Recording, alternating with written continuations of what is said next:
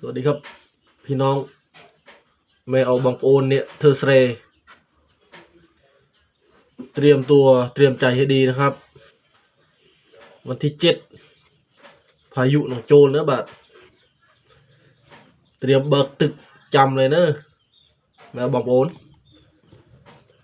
พลือกรอมจีจะนับเนอะจีก็ดักมัดมาพลือเนอะพลือกรอมจะโฮมเตือนได้โมจะนับนะคงใจแต่ร้าตั้งชมพายุคันเมกี้